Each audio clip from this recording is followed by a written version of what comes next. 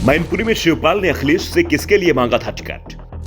अखिलेश ने फिर भी नहीं मानी चाचा शिवपाल की बात। डिंपल के नाम पर मुलायम परिवार में कैसे बनी सहमति? राम गोपाल की रणनीति कैसे पड़ गई शिवपाल पर भारी?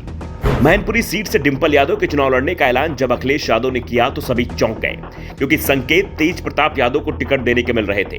तेज प्रताप ने प्रचार भी शुरू कर दिया था, लेकिन अचानक ही अखिलेश ने डिंपल के नाम का ऐलान कर दिया। डिंपल को चुनाव लड़ाने की अखिलेश की मजबूरी थी या फिर रणनीति, इसे लेकर सवाल उठ रहे हैं।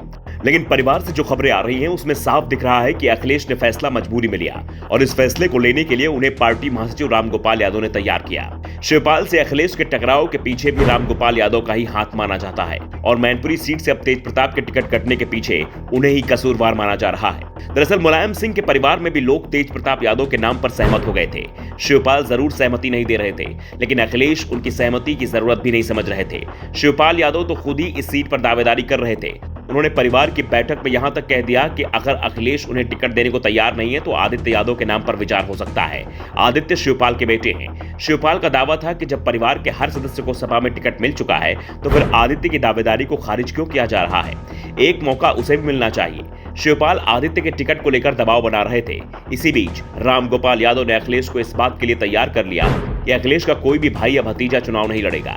जैसे ही राम गोपाल की बात पर अखिलेश ने सहमति दी, आदित्य, तेज प्रताप और धर्मेंद्र का नाम उम्मीदवारों की सूची से कट गया। सिर्फ शिवपाल ही मैदान में बचे रह गए थे और अखिलेश तो पहले ही तय कर चुके थे कि वो चाचा को मुलायम की विरासत नहीं सौंपेंगे। अखिलेश को डर था कि अगर शिवपाल को सपा की टिकट पर मैनपुरी से लड़ाया गया तो फिर बाद में वो मुलायम की विरासत पर पूरी तरह से कब्जे की लड़ाई शुरू कर सकते हैं। इसलिए शिवपाल के नाम को अखिलेश ने सिरे से खारिज कर दिया।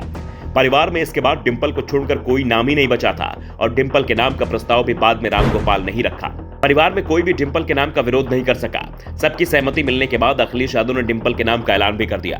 दरअसल अखिलेश यादव भी डिंपल के लिए सुरक्षित सीट की तलाश कर रहे थे, जिससे भविष्य में अगर उन्हें लोकसभा जाना हो तो वो अपनी पत्नी की सीट से जीतकर आसानी से लोकसभा पहुंच जाएं।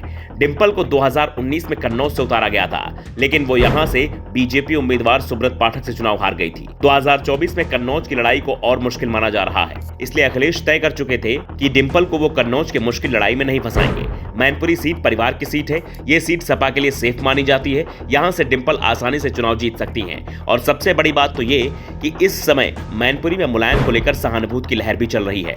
इसलिए जैसे ही राम गोपाल ने डिंपल के नाम का प्रस्ताव रखा और परिवार के सदस्यों ने विरोध नहीं किया तो अखिलेश ने तुरंत ही अपनी सहमति दे दी और डिंपल के नाम का ऐलान भी कर दिया। लेकिन पार्टी और परिवार में चिंता जरूर दिख रही है, क्योंकि डिंपल के नाम का विरोध भले ही परिवार में नहीं हुआ, लेकिन सभी की नजरें इस सीट पर टिकी हुई थी। ऐसे में इसका असर चुनाव प्रचार अभियान में भी दिखाई दे सकता है। परिवार की एक सदस्य अपर्णा यादव पहले से ही बीजेपी में है।